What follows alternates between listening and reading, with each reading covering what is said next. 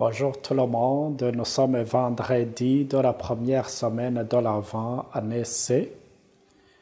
Nous allons méditer l'évangile de Jésus-Christ selon Saint Matthieu chapitre 9, du verset 27 à 31. Le Seigneur soit avec vous. Évangile de Jésus-Christ selon Saint Matthieu. Jésus, le roi des rois, c'est Jésus, le bon pasteur. Alléluia, Alléluia, Alléluia, Alléluia, Amen. En ce temps-là, Jésus était en route. Deux aveugles le suivirent en criant « Prends pitié de nous, fils de David !» Quand il fit entrer dans la maison, les aveugles s'approchèrent de lui et Jésus leur dit « Croyez-vous que je peux faire cela ?»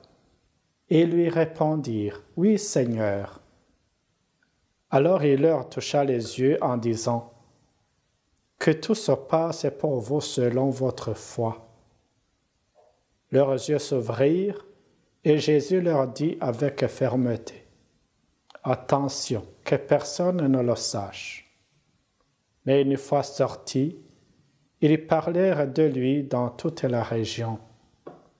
Acclamons cette parole de Dieu.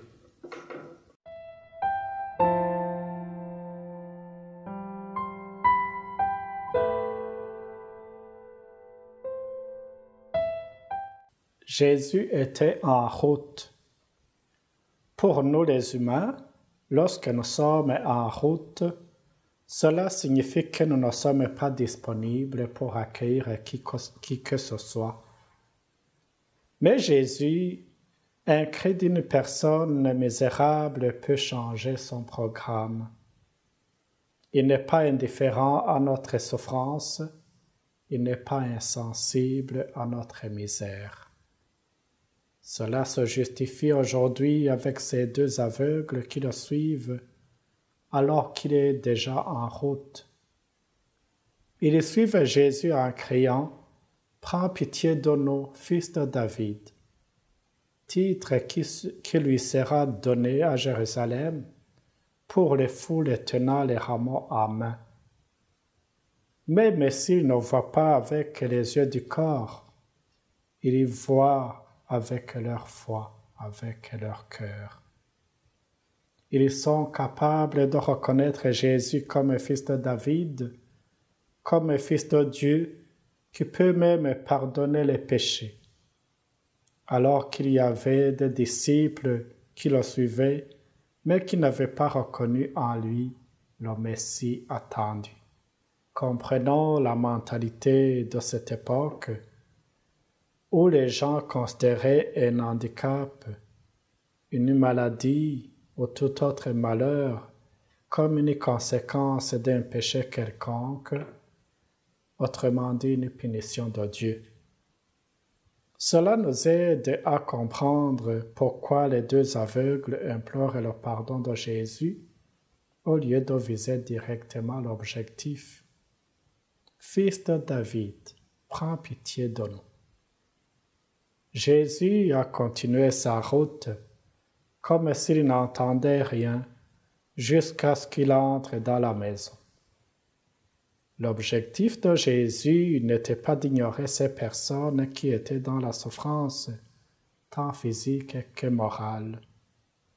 Il avait besoin uniquement d'être avec eux. Parfois, Jésus désire être seul à seul avec chacune d'entre nous. Il dit souvent à la personne qu'il vient de guérir, « Ta foi t'a sauvé ». En quelque sorte, c'est la foi et la confiance en Jésus qui sauvent. Croyez-vous que je peux faire cela? Jésus exige la foi et c'est grâce à cette foi qu'ils seront guéris. Ils ont répondu sans hésiter, « Oui, Seigneur ». Et Jésus leur accorde la guérison qu'ils espèrent et qu'ils implorent en touchant leurs yeux.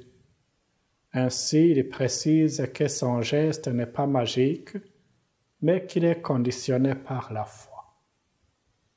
Alors que les autres les considéraient comme impurs et punis, Jésus voit en eux non pas des pécheurs, mais des enfants de Dieu à sauver. Que tout se passe pour vous selon votre foi, et leurs yeux s'ouvrirent. Leur foi était réelle et ferme. Ce que l'on peut constater, c'est que la confiance et la foi en Jésus conduisent à la guérison. Et ce qui importe pour Jésus, ce n'est pas que la personne soit guérie de son infirmité. Ce qui importe pour lui et pour nous d'ailleurs, c'est cette relation de foi commencée en rencontrant Jésus et développée tout au long de notre vie. Il les empêche de divulguer son miracle, car il ne voulait pas des applaudissements des gens qui ne croient pas, qui le considéreraient comme un faiseur de signes ou de magie.